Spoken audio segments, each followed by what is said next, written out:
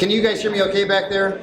Okay, I was sitting back there and it's kind of noisy with those guys. So I want to take a few minutes today and talk about the recently passed infrastructure bill, kind of what's going into that.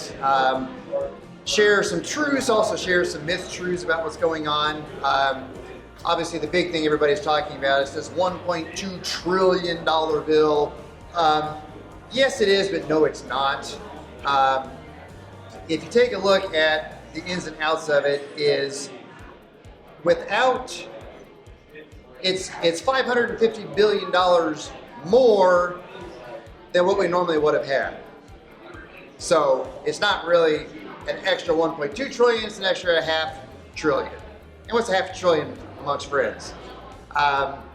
So that particular bill is, now this is where we're going to get into some opinions. I think all of us would agree that our roads and bridges really could use some serious work.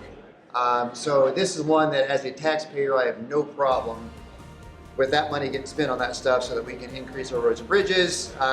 It'd be nice to have Highway 69 completed. They've been working on that forever. Gosh, that'll be nice when that gets done. It'll be easy for me to get to my boat. So that'll be a good thing there. And then also from a long term, a good chunk of this money is going towards rural internet, or internet, I guess I should say. Well, what a great investment, especially if we take a look last year, how many people are able to work from home. So this is going to allow more people, which just is going to put us in a situation of better economic growth. And then also the big picture behind that is, think of all the kids that didn't have internet access or had difficult or slow internet access. So that's also some good money being spent.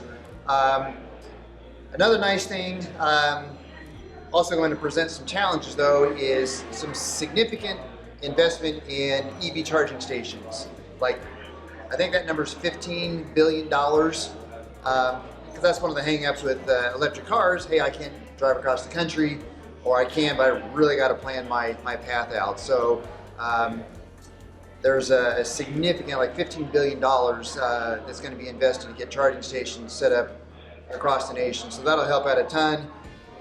Now, the other issue we get behind there is we can't make enough electricity as it is right now. Where's all this extra electricity going to come from to run the cars that will now have charging stations for?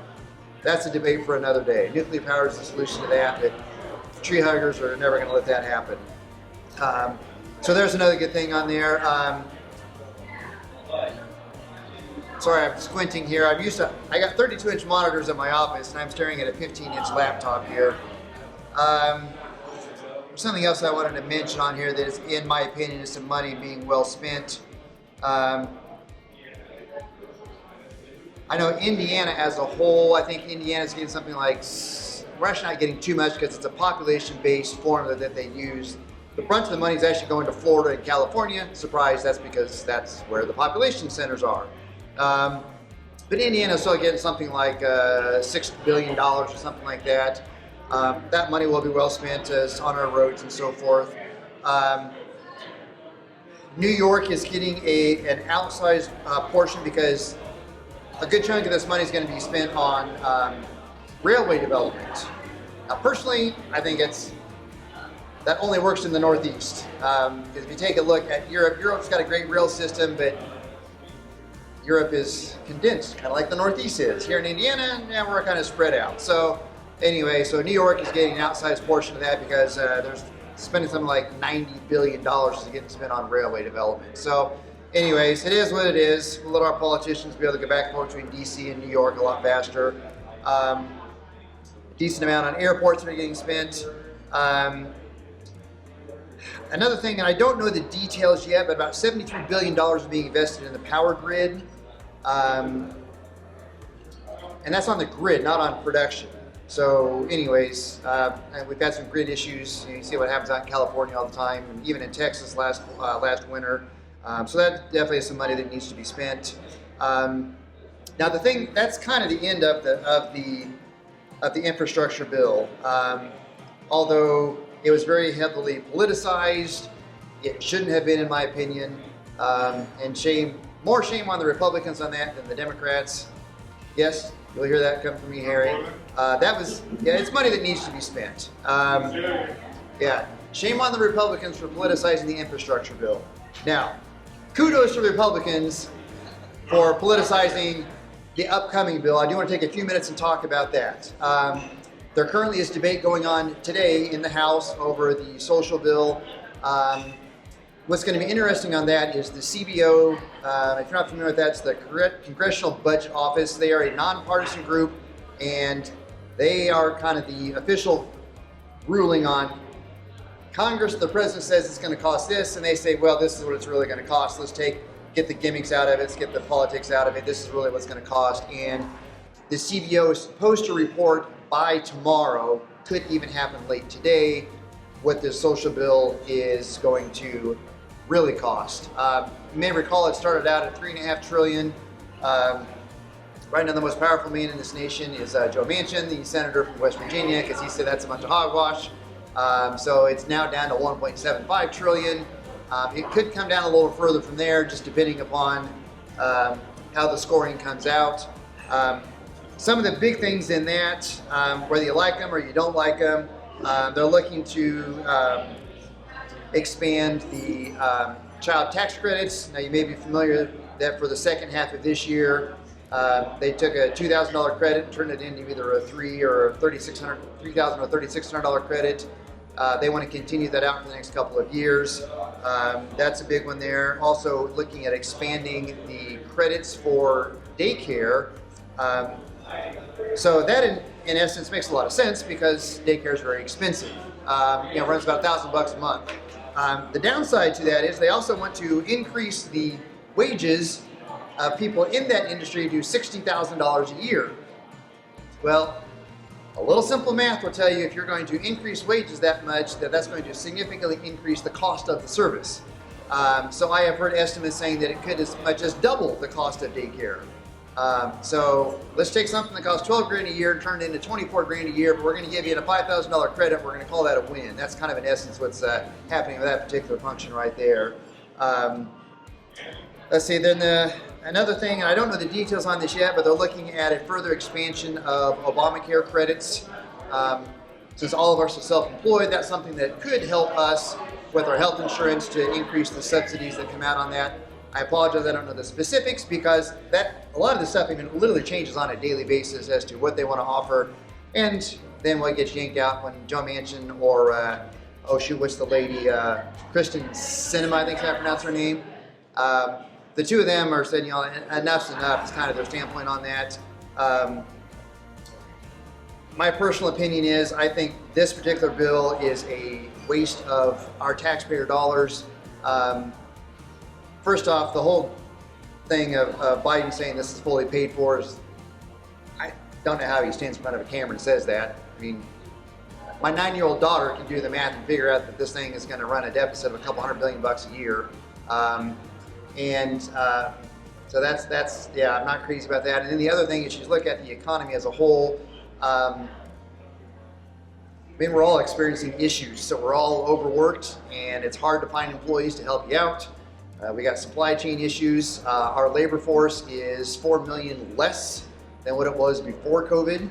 So we have 4 million less people producing goods in this country, and our bank account balances are at an all-time high. So we got all this money out there, and then simple economics you learned back in junior high, supply and demand. We've got not enough supply and a whole lot of demand, and that's what's driving inflation up. I mean, who paid more for gas this year than they did last year? I know I have, about double. I love having bacon with my breakfast. I go to Costco to get my little 1 pound of pre-cooked bacon. I used to buy those a year ago for $9. I was there last week, they're $16. So it is, in my opinion, a very poor economic move at this point in time. We've already got an overheated economy. Throwing on another couple of $1 trillion into the mix is just going to take it and it's going to make it worse.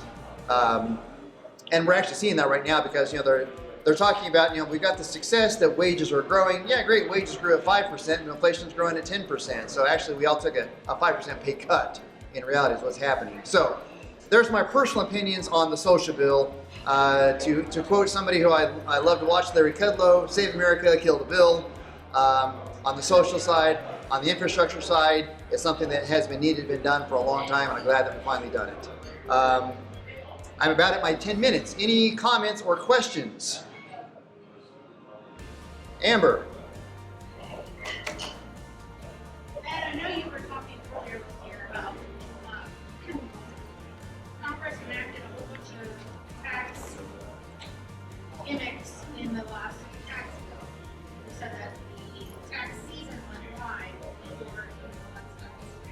Yes.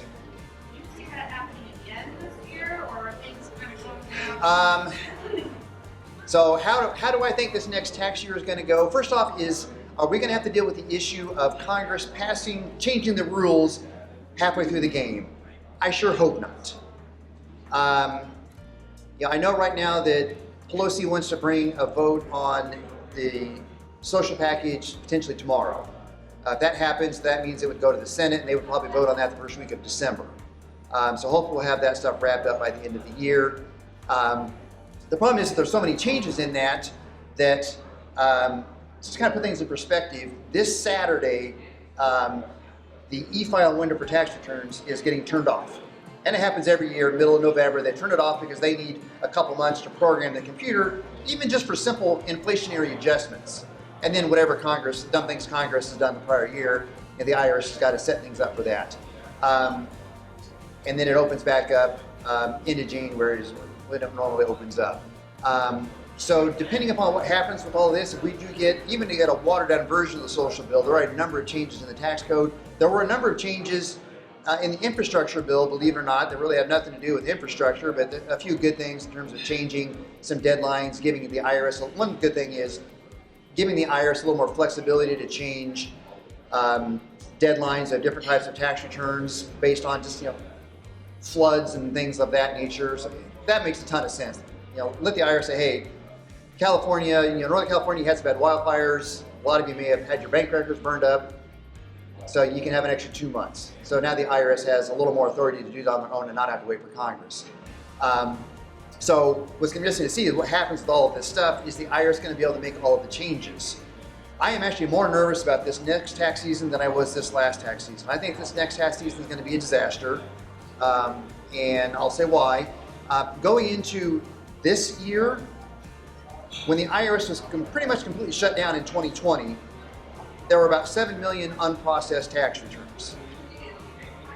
Right now, with the IRS having been working all of this year, we have 18 million tax returns still need to be processed. I actually got through to the IRS for the first time on the phone in 6 months the other day, and I was on hold with them for a couple of hours before I finally got through. And when I finally got a hold of somebody, they were unable to help me with what needed to be helped. I tried to educate them that they wanted this additional signed form, like, no, you don't need this, will you please check your regs? Couldn't talk her into it. Fine, whatever, I'll get the signed form, I'll call you back. So the quality of people, all these, and then just from dealing with the public, it was like pulling teeth trying to get 2 stimulus payments out of people last year. For this year, if you've got kids, we've got 6 child tax credit payments, which I have seen are all over the place. There's no rhyme or reason for anybody that didn't get the full amount, if you only got a partial, no rhyme or reason as to what people are getting paid. I can't figure it out. Nobody can. Plus, there was that a third stimulus that was for this year, so there's just a lot more stuff that's going into it. Also, this really is going to be the first year where if you have cryptocurrency, that has to be reported on a tax return. That's actually been a rule for about 2 years now, but last year was the first year that the public really kind of caught on this Robinhood and started trading crypto like crazy. So that's going to make tax returns very difficult. And another thing that's going to be difficult with that is that actually in the infrastructure bill was a provision saying if you trade crypto, if you're defined as a broker and the definition is very loose, you have extra reporting requirements to the IRS. Now that's not going to take effect until next year's tax season. It's not going to be for this last year. But there's just so many of these changes that are going on, and it's shame on Congress. They've got a very good track record of passing these vague, ambiguous bills, and then here a government agency, whether it be the FDA, the FAA, the IRS, whomever, interpret this bill and execute it appropriately. And that way, if it works great, then the Congress says, hey, we're geniuses. If it doesn't work out great, Congress can blame the IRS or whomever. You dummies, you screwed this up. So that is to make a short answer long, I am not looking forward to this next tax season. I worked 103 out of 105 days in a row this last tax year. Only took off Mother's Day and Easter. So I have no idea what the tax deadlines are going to be. Are we still going to be April 15th? I don't know. Are we going to start on time? I don't know. I mean, last year, like I say, normally we start about January 20th to 25th. This last year we didn't start until the middle of February, and then the first week of March, Congress changed a whole bunch of the rules, and it took the IRS another 4 to 6 weeks to catch up afterwards. Will we see more of that this year? Wouldn't surprise me. Any other questions? Did that answer your question sufficiently? Okay. Any other questions? Comments? Concerns?